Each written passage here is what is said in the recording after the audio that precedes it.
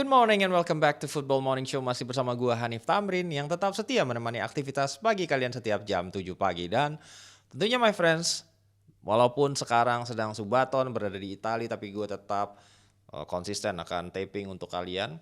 Tentunya masih banyak juga yang menunggu Football Morning Show menemani atau mengawali pagi mereka dalam perjalanan menuju kantor, kuliah, dan kegiatan lain-lain agar kalian bisa tetap menerima asupan berita-berita dari klub kesayangan kalian sehingga membawa dampak positif untuk memulai pagi hari yang indah. Dan kali ini gue ingin shout out untuk tentunya komunitas My Friends yang juga tetap masih terus absen-absen di kolom komentar dengan berbagai macam profesi yang unik. Antara lain ada penjual ikan asin. Nah, ini penting sekali untuk menjaga mood dari ibu-ibu rumah tangga kita, my friends ya. Dan juga ada peternak madu lebah, arsitek freelance, peternak ayam yang selalu nungguin berita MU di FMS. Tenang saja, karena hari ini kita tentu akan membahas King MU yang kemarin baru saja tergelincir dari tangan Aston Villa. Dan seperti teman-teman kita yang memang berprofesi sebagai peternak ayam walaupun kerjanya dalam environment yang secara tempat agak humid atau lembab ya dan menimbulkan keringat-keringat yang berlebih, tentunya kita tetap setia memakai Rexona Men Ice Cool yang memiliki teknologi amino aktif dengan 3 kali proteksi lebih tinggi untuk keringat, bau, serta noda di baju kalian. Jadi nggak ada tuh bercak-bercak kuning ya di baju kesayangan kalian. Dan ini cocok sekali untuk teman-teman kita atau my friends yang aktif berolahraga, memiliki kegiatan yang banyak mobile atau di luar ruangan sehingga kalian tetap segar dan tidak malu-maluin. Oke? Dan gue ingin mengingatkan juga masih ada kompetisi Clipper yang akan berlangsung sampai tanggal 8 Januari 2025 untuk kalian semua yang ingin dapat rezeki dari ngeklip FMS maupun juga semua konten-konten Subaton, terutama yang kemarin tuh gampang banget tuh buat FVP yang gue lagi wawancara Bang J ya. Dan hari ini pun nanti jam 5 sore akan ada wawancara eksklusif bersama Bang J Izes di training groundnya Sassuolo. Oke, tanpa berlama-lama kita masuk dulu ke topik yang pertama my friends ya. Topik yang pertama ini sangat-sangat hangat sekali karena itu sebuah revelation yang disampaikan oleh David Ornstein ya. David Ornstein menyampaikan jika ini adalah musim terakhir Pep Guardiola di Manchester City ya. Dan dikabarkan oleh David Ornstein, ini memang salah satu sumber yang sangat-sangat terpercaya karena memang dia adalah salah satu jurnalis investigasi yang ada di Athletic dengan berbagai macam breaking news yang dia sampaikan dan selalu tepat ya, tepat akurat. Dan Enzo Maresca dikabarkan menjadi top of the list dari para petinggi City Football Group untuk menjadi suksesor dari Pep Guardiola. Ya, dan ini cukup mengguncangkan ya beritanya di akhir pekan kemarin meskipun ada beberapa kandidat yang lain, tapi Maresca berada di urutan teratas yang dikonsider oleh tentunya Khaldun Al-Mubarak, Ferran Soriano untuk menjadi penerus dari Pep Guardiola karena memang dia juga sudah pernah menjadi asisten Pep, juga sudah pernah menangani beberapa tim muda yang ada di City dan sangat di-appreciate oleh environment yang ada di City Football Group ya. Tidak hanya karena ide-ide segar, inovasi dan juga kemampuan taktis dan juga man management yang dimiliki oleh seorang Maresca sehingga mendapatkan tentunya respect dari para pemain dan juga backroom staff dan juga manajemen, tetapi juga sebuah kemampuan Maresca ini untuk bisa memenangkan hati dari orang-orang di sekitarnya, media, dan juga lain sebagainya. Sehingga menjadi sebuah karakter yang harus diverifikasi oleh beberapa manajemen, ada beberapa kriteria dan akhirnya Maresca digadang-gadang sebagai salah satu kandidat yang sempurna jika memang akhirnya Guardiola ini memutuskan untuk tidak memperpanjang masa baktinya bersama Manchester City di akhir musim nanti. Dan langsung dicecer oleh wartawan tentunya seputar berita ini ketika menjelang Chelsea menghadapi Newcastle United yang berakhir imbang kemarin, dan Maresca secara khusus mengkonfirmasi jika dia masih memprioritaskan Chelsea. Ya, kita baca dulu kutipan dari Maresca setelah hasil imbang atas Newcastle United. Dia bilang, "Saya akan berada di sini musim depan. Jadi dia konfirmasi dia akan bertahan musim depan karena saya punya kontrak hingga 2029 dengan opsi perpanjangan sampai 2030. Ketertarikan City tidak mempengaruhi saya karena seperti rumornya Juventus juga seminggu yang lalu itu hanyalah rumor belaka. Itu yang disampaikan oleh Enzo Maresca kepada The Athletic ya, setelah kemarin akhirnya diverifikasi kalau lu menjadi kandidat terkuat, apakah berminat gitu untuk bisa menggantikan posisi Pep Guardiola sebagai pelatih utama Manchester City. Nah, sekarang kita kaitannya dengan hasil imbang yang dipetik oleh Chelsea kontra Newcastle United. Memang penampilan Chelsea di babak pertama sangat-sangat buruk, ketinggalan 2-0 namun mampu comeback di babak kedua dan mengimbangi skor menjadi 2-2. Ada beberapa hal yang mau kita petik dari hasil ini. Yang pertama, apapun yang dikatakan oleh Maresca saat turun minum, apapun team talk yang disampaikan oleh Maresca itu definitely works. Dan apapun yang dia sampaikan, penampilan Chelsea itu berubah secara signifikan di babak kedua dan mampu merubah jalannya pertandingan ya. Dan ini menjadi sebuah hal yang karakter proven dari seorang Enzo Maresca, dan pergantian pemain yang dia pilih pun itu tepat sasaran dengan menarik Malo Gusto, masukkan Enzo Fernandez sehingga membuat tentunya lini tengah Chelsea ini menang dari sisi fisikal dan mampu mengimbangi permainan fisik yang diterapkan oleh Newcastle sepanjang babak pertama, dan akhirnya skor mampu menjadi imbang di babak kedua meskipun juga ada beberapa peluang dari Newcastle, namun signifikan sekali comeback Chelsea ini sehingga membuat ini menjadi sebuah hasil yang so-so, karena kalau kita lihat babak pertama Chelsea jelek banget, babak kedua ya dia bagus banget gitu, dan ini merepresent kurang lebih Chelsea musim ini ya, sangat kaya dengan turbulensi, dan kita lihat nanti seperti apakah ini bisa mampu challenging untuk setidaknya posisi 3 besar. Dan takeaways yang kedua itu adalah bagaimana secara lini pertahanan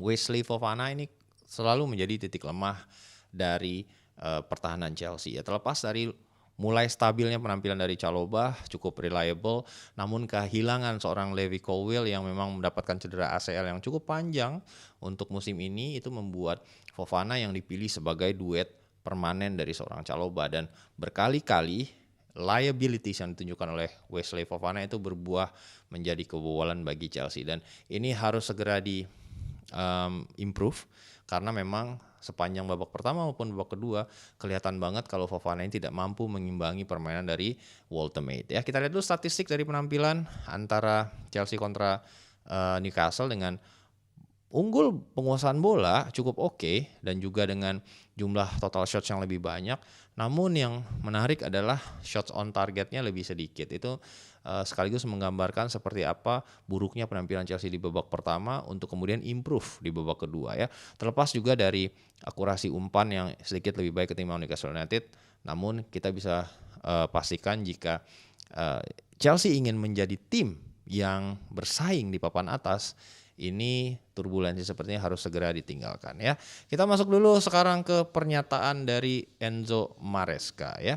Dia menjelaskan setelah pertandingan tentu kami harus bisa lebih baik di babak pertama. Tetapi apa yang diperlihatkan tim di babak kedua, kebersamaan kami, seharusnya kami bangga. Tidak banyak tim yang bisa melakukan ini. Itu yang disampaikan oleh Maresca. Ya, kita tinggalkan sejenak rumor ya. Berhentinya Pep Guardiola dan replacement kandidat yang digadang-gadang adalah Enzo Maresca serta hasil imbang Chelsea. Sekarang kita masuk ke tentunya King MU yang di akhir pekan kemarin harus menerima pil pahit ya, kekalahan atas Good Evening dengan skor 2-1. Ya, ada beberapa takeaways yang harus kita bahas dari kekalahan Manchester United terkini. Setelah ditinggalkan tentunya beberapa pemain kuncinya yang memang bepergian ke AFCON untuk berpartisipasi di Piala Afrika.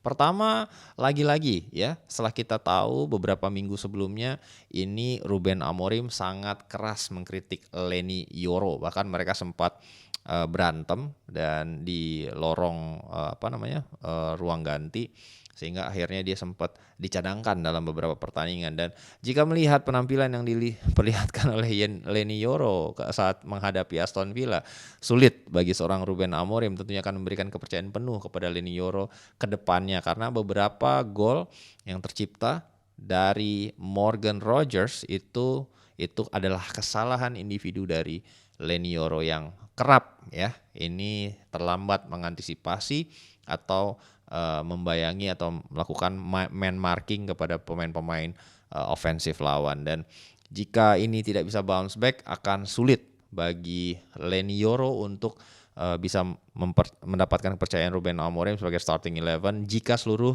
back-backnya sudah fit. Bahkan kemarin arguably Aiden Heaven juga sempat dipasang ya sebagai starting 11 ketimbang Leny Yoro jika memang Matthijs de Ligt, kemudian juga Luke Shaw dan beberapa back lain itu lebih fit. Dan ini menjadi warning bagi sang back wonderkidnya MU. Jika dia ingin menyelamatkan karirnya, penampilan harus segera di step up, karena dengan pertahanan 3 back ini tentu area yang di cover oleh center back sebelah kanan itu lebih luas dan harus bisa mengimbangi speed dan juga kemampuan 1 lawan 1 dari pemain ofensif lawan untuk bisa akhirnya mengantisipasi ancaman-ancaman dari kubu lawan. Dan itu adalah takeaways yang pertama. Sekarang kita masuk ke takeaways yang kedua. Beberapa minggu yang lalu, dengan banyaknya bintang-bintang United harus pergi membela negaranya masing-masing di kompetisi Piala Afrika atau AFCON, Ruben Amorim mengindikasikan jika dia akan melakukan beberapa perubahan formasi untuk mengadaptasi jumlah pemain yang tersedia di dalam skuadnya. Dan sepertinya dengan kekalahan ini dan bagaimana United bermain kontra Aston Villa, perubahan formasi ini harus segera diakselerasi gitu, karena dia mengindikasikan akan merubah formasi dari 3-4-3 menjadi 4-3-3 atau 4-3-1-2 dengan players at his disposal gitu ya, secara karakteristik dan bagaimana United menghadapi pemain dan juga karakter tim yang ada di Premier League, terutama memasuki tim-tim menengah ke bawah, ini perlu perubahan ya. Karena ketika menghadapi tim-tim yang tidak ingin menguasai bola gitu atau lebih bermain low block, ini United agak sedikit kesulitan ya. Dan itu harus bisa dicari jalan keluarnya. Apakah nanti memainkan false nine, apakah itu nanti akan memainkan target man seperti Benjamin Sesko, tapi tentunya dengan beberapa perubahan terutama di posisi wingback. Ya, kita lihat nanti seperti apa perubahannya agar United bisa segera kembali ke level stabil, karena selama ini sempat udah steady the ship, sekarang kembali lagi hasilnya ups and down. Dan setelah pertandingan, Ruben Amorim menyampaikan di awal musim kami malah rileks ketika harusnya berjuang. Jadi saat udah getol-getolnya ingin mencari kemenangan, ini awal-awal musim nih pemain MU malah rileks, jadi jogging gitu ya, jalan kaki gitu. Nah hari ini kebalikannya, dia merasa timnya bermain lebih baik tetapi tidak beruntung aja. Nah itu yang disampaikan oleh Ruben Amorim, kalian bisa sepakat bisa tidak, karena menurut gue sih dari sisi permainan ya Aston Villa lebih clinical ya dan lebih kompak, sementara United mungkin ada beberapa peluang namun ya itu tadi tidak clinical dari sisi bagaimana bisa menyelamatkan hasil akhir pertandingan ya, kurang lebih seperti itu. Dan berikutnya ada sebuah kritikan yang disampaikan oleh Ruben Amorim terkait kubu dari wonderkidnya United, Kobbie Mainoo. Mungkin kalian semua tahu beberapa minggu yang lalu, 1 atau 2 minggu yang lalu, sang kakak dari Kobbie Mainoo itu menggunakan sebuah t-shirt yang bertuliskan Free Mainoo ya, dan mempost foto dia menggunakan t-shirt tersebut di Old Trafford ya. Jadi bentuk sebuah kritikan kepada sang manajer yang tidak memberikan menit bermain bagi sang adik gitu ya. Dan memang sudah disampaikan juga dari kubu Mainoo untuk mengekspresikan dirinya mampu bisa pindah secara sementara atau secara loan dari United di Januari ini. Dan sebenarnya ketika melawan Aston Villa itu Amorim ingin memberikan kesempatan, tapi yang terjadi adalah justru dia cedera gitu ya.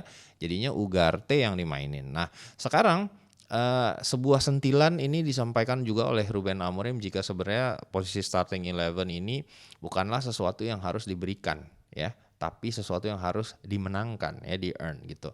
Dan kubu Mainu juga mencoba mempressure sang manajer lewat berbagai macam cara, salah satunya dari media yang tempo hari terus mempressure Amorim kenapa nggak memainkan Kobbie Mainoo, dan dijawab secara emosi oleh sang manajer. Dan kembali lagi peringatan disampaikan oleh Amorim, dia mengatakan jika Kobbie harus berjuang untuk mempertahankan posisinya. Saya pikir bukan hal yang buruk berada di bangku cadangan Manchester United saat berusia 20 tahun. Saya ingat Ronaldo pernah duduk di bangku cadangan. Rooney kadang-kadang juga. Bahkan Johan Sebastian Veron tidak bermain. Itu yang disampaikan oleh Ruben Amorim sebagai sebuah moment of truth atau membuka matanya Kobbie Mainoo, kubunya Kobbie Mainoo, bukan hanya Kobbie Mainoo ya. Karena ada di situ agennya, ada di situ kakaknya ikut menggembar-gemborkan. Nah, itu yang dilakukan oleh Ruben Amorim untuk meredam semua upaya-upaya dari entourage dari Kobbie Mainoo ya. Dan sekarang kita masuk ke Liverpool, di mana tentunya kembali BFF gua Ugo Ekitike ya, itu bersinar dan Liverpool mulai menemukan kestabilan. Ya, meskipun didapatkan lewat kemenangan yang melawan 10 pemain, ini Liverpool secara tren tetap ini sebuah peningkatan karena 6 laga terakhir tidak mengalami satu kekalahan pun. Karena kan periode sebelumnya kan memang sangat ada turbulensi yang cukup masif ya, dan 6 pertandingan tanpa kekalahan adalah sebuah peningkatan yang signifikan. Kita lihat dulu statistik dari pertandingan Liverpool. Tentu karena bermain dengan 11 pemain melawan 10 pemain sangat menguasai penguasaan bola dengan 65% berbanding 35% dari Spurs. Tapi Spurs masih ada beberapa peluang juga meskipun akhirnya tidak bisa dikonversi ya secara maksimal. Dan dari total shots ini 15 Spurs berbanding 8 yang dilepaskan oleh Liverpool. Tapi shots on targetnya Spurs ini itu cuma 4 karena mostly banyaknya dari luar kotak penalti, dan kalaupun ada peluang besar itu gagal dikonversi oleh beberapa pemain kayak Randal Kolo Muani dan lain sebagainya ya. Berbanding 4 shots on target yang dilepaskan oleh Liverpool, berarti conversionnya itu sekitar 50% ya dari total shots ke on target. Ada 2 peluang besar sama-sama diciptakan oleh kedua tim dengan penguasaan bolanya dominan Liverpool dan akurat passingnya jauh, itu ada di sisi Liverpool 86% berbanding 76% bagi Tottenham Hotspur ya. Kemudian juga Jeremy Frimpong kembali bermain setelah mengalami cedera yang panjang, dan jika kita bisa petik beberapa hal dari kemenangan Liverpool ini, antara lain kita harus mengkonfirmasi sekarang jika Florian Wirtz itu adalah pemain dengan posisi left wing sekarang di Liverpool. Karena memang sebenarnya ini berbeda dari apa yang dijanjikan oleh Arne Slot. Ketika dia membujuk Florian Wirtz untuk pindah ke Liverpool, posisi yang dijanjikan adalah posisi nomor 10 ya. Tetapi yang terjadi adalah Liverpool kehilangan keseimbangan memaksakan Wirtz bermain di posisi tersebut, sehingga sekarang posisi itu diisi oleh Alexis McAllister ya, untuk memberikan lebih banyak keseimbangan karena McAllister secara fisikal tentu bisa memberikan added value ketimbang Wirtz yang secara fisikal ini belum bisa compete dengan kerasnya Liga Inggris ya, sehingga bermain di sisi kiri sedikit bisa membuat ruang dan juga penampilan yang lebih excel dari sisi Florian Wirtz. Terbukti di laga ini dia membuat 1 assist yang sangat-sangat cantik untuk Alexander Isak. Nah, takeaways yang kedua, sayangnya ya, setelah mencetak gol kembali Alexander Isak, pemain termahal dengan rekor transfer di Liverpool, harus kembali cedera ya. Jadi ironisnya dia mencetak gol, dan ketika mencetak gol itu dia juga mendapatkan cedera. Dan dikonfirmasi oleh Arne Slot belum bisa diketahui berapa lama Isak harus menepi, dan dia bilang mari kita tidak berpikir negatif. Kita tidak tahu berapa lama Isak akan absen. Mari berharap dia segera kembali. Tapi saat ini sulit untuk memastikannya karena Isak sekarang harus menjalani CT scan dulu untuk bisa dikonfirmasi berapa lama dia harus absen ya. Dan terkait dari hasil dan juga jalannya pertandingan, Arne Slot menyampaikan hari ini kami tidak sempurna. terutama di 10 menit terakhir.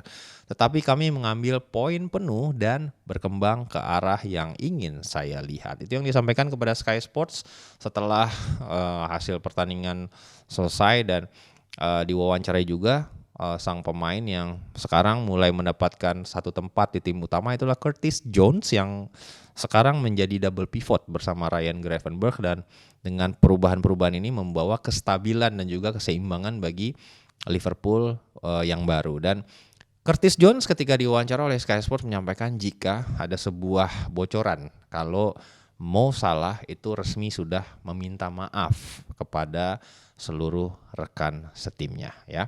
Jadi Curtis Jones menyampaikan kepada media jika dia bilang Mo Salah bisa berbicara tentang dirinya. Dia meminta maaf kepada kami dan berkata jika ada di antara kami yang merasa tersinggung, dia meminta maaf ya. Jadi itu yang disampaikan oleh Mo Salah, berarti memang sudah selesai permasalahan yang terjadi antara sang manajer dan juga beberapa pemain yang ada di ruang ganti dengan resminya dia meminta maaf kepada para pemain dan juga tentunya kepada Arne Slot ya.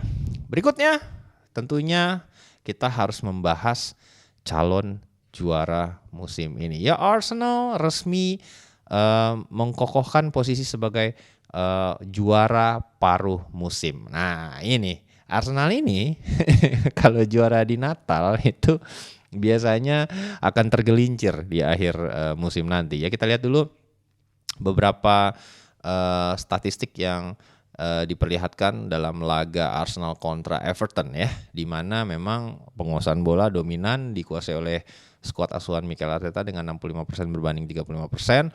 Ada 13 tembakan yang dilepaskan oleh Arsenal, tapi hanya 2 yang masuk atau menjadi shots on target ya. Ada 3 peluang besar yang didapatkan, tapi hanya 1 yang bisa dikonversi ya. Itu yang bisa kita lihat secara statistik. Dan sekarang kita lihat dulu takeaways kemenangan Arsenal atas Everton. Ya walaupun Arsenal sebenarnya mainnya nggak baik, nggak terlalu bagus, tapi kemenangan tetap bisa dipetik ya. Ini salah satu ciri-ciri calon tim juara. Dan yang pertama, kalau kita lihat kan Gyökeres nih mainnya sekarang rata-rata di 65 menit 70 menit lah ya. Tapi kalau kita lihat dari laga ini, pergerakan dan umpan dari para pemain Arsenal terhadap karakteristik yang dimiliki oleh Gyökeres ini semakin berkembang ya. Jadi pergerakan Gyökeres ini sudah tepat. Tinggal bagaimana dia memperbaiki end produknya ya.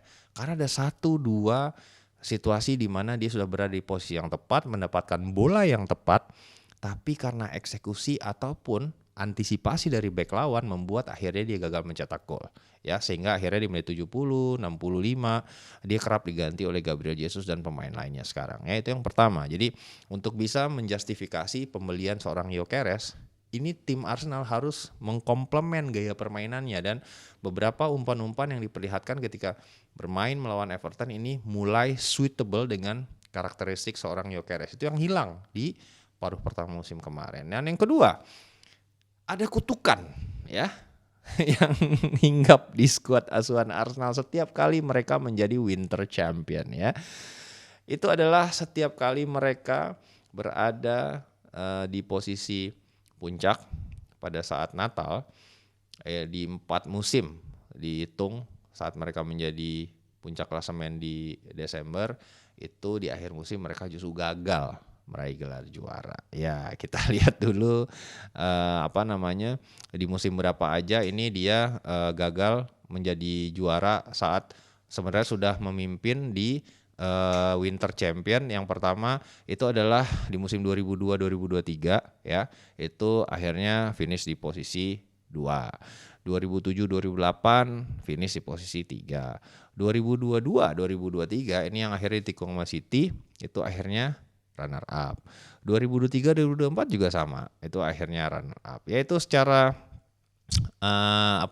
cocokologi, kalian boleh percaya boleh tidak, tapi mungkin ini adalah musim di mana Arsenal akan menghentikan kutukan tersebut ya. Dan Mikel Arteta berbicara kepada media setelah pertandingan, dibilang Anda harus menikmati proses menang yang pastinya meliputi momen yang sulit, susah dan juga momen yang hebat. Kami harus menikmatinya dan menjalani laga demi laga. Itu yang disampaikan oleh Mikel Arteta kepada Sky Sports terkait 1 poin penuh 3 poin penuh yang dipetik oleh Arsenal dengan susah payah kontra Everton tidak cantik, tapi a win is a win ya.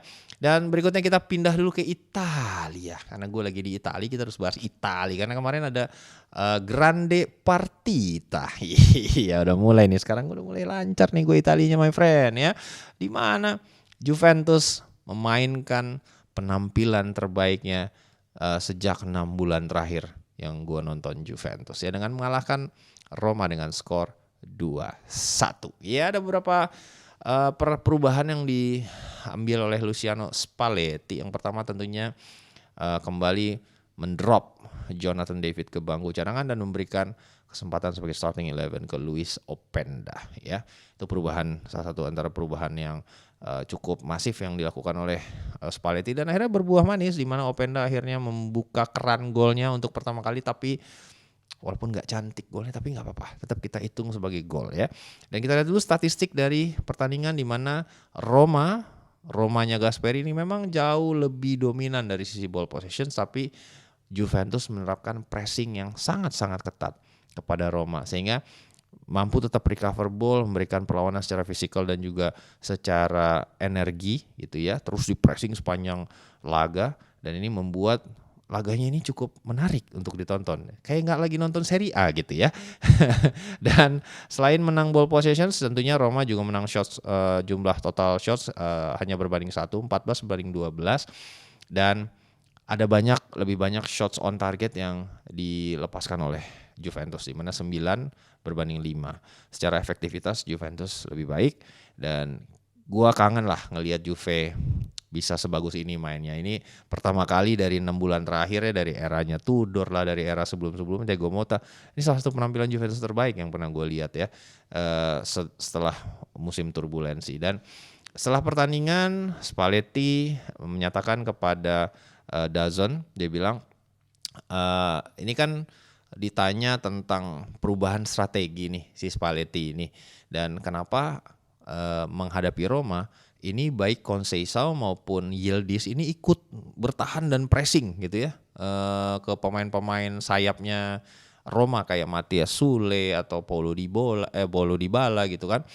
Spalletti bilang jika Yildiz melakukan pekerjaan yang memang harus dia lakukan.